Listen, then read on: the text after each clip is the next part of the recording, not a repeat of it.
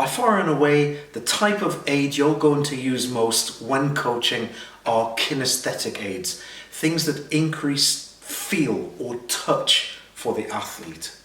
There are many people for whom it is not appropriate to touch, or who don't like to be touched as well. And this is a method that you can use to give kinesthetic feedback to another person without involving skin-to-skin contact with that person. Generally, if you're doing this, normally the best way to do it is to ask permission of the person that you're going to do this with first. If you're going to touch someone on the elbow, for example, or on the wrist, then you would say, is it okay for me to touch you on the wrist and just tap there? They will then tell you if it's appropriate or not. Now, the problem with using kinesthetic feedback is it does sometimes a little bit of a sting, and that can put some people off, especially children. Now, we would ask the parents' permission, or we'd ask the child's permission, is it okay to do this? And they would usually apply just enough pressure on themselves to do that. But if we use kinesthetic aids, we can apply pressure continually throughout a movement, and it will remind them of that without the need for pain. I'm now going to let you into a secret of what is, without any doubt, the most important coaching aid I believe that you're ever going to come across. There is nothing that I find easier to get hold of and more effective than a simple hair scrunchie. Now, as you can see, it's not the kind of thing I carry myself, but anyone with long hair or their friends are likely to have a hair scrunchie, so we can use this. Now, how's it going to work? Well, it's really, really simple. If I want to remember something to do with my wrist, I'll put that on my wrist and I can feel the thing squeezing on my wrist like that. Yes, it looks a bit strange on me, I realise that, but it's effective. I'm now thinking of my wrist. If I drop both my hands out of shot, I'm thinking of that wrist, not this wrist. Let's say, for example, I wanted to do a punch like this, and I said punch with this hand first. I can feel it there. That's going to remind me which one to do it with. Compare and contrast two different hair scrunchies. Here's another one. Now this one's much darker, so if I take this one off and put this one on and it's darker, I can feel that, but it's much harder to see. Now remember the discussions that we had before about using brightly coloured objects for visual feedback. Now, if I'm trying to remember this, it's harder for me to see this even though I can feel it. So if I wanted to do a punch like this, I'm really only feeling kinesthetic feedback. However, if I put the brightly coloured scrunchie on, you can see not only am I getting kinesthetic feedback, but also visual feedback. So a brightly coloured hair scrunchie is ideal. That's one of the most powerful things. One of the things I use most often down the athletics track when I'm coaching is a hair scrunchie. I'll show you exactly why.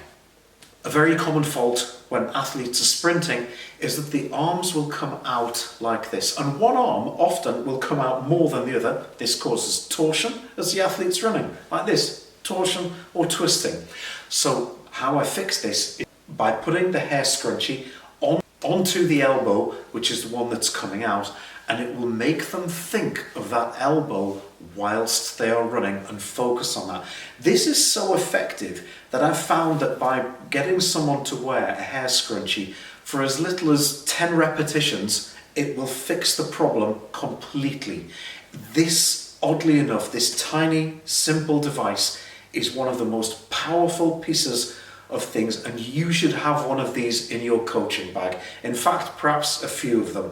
This is incredibly useful.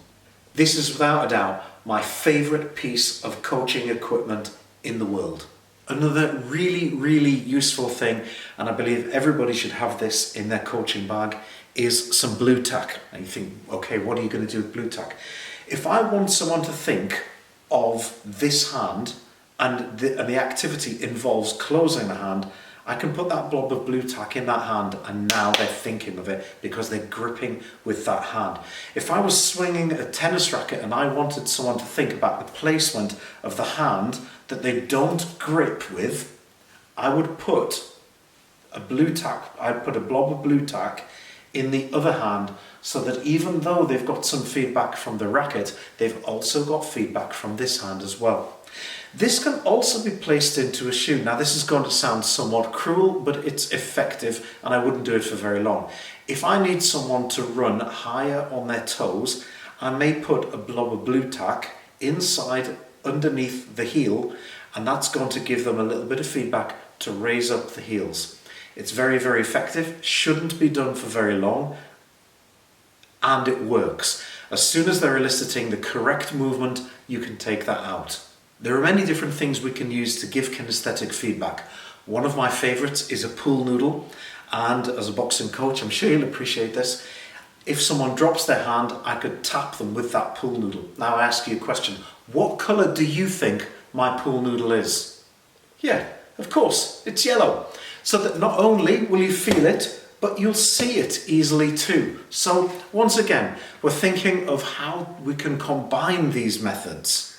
What I'd say to you is you've got to be quite inventive when you are deciding which aids to use. And it really is a case of trying them, experimenting with them, because one thing will work for one sport and it will definitely not work for another sport.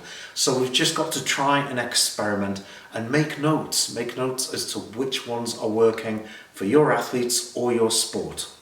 I would love it if you could send me videos and descriptions of any kinesthetic feedback methods that you have used, because there are many out there in many sports that I simply won't have thought of. So if you can send them to me, then I can put them into this course to help other coaches too.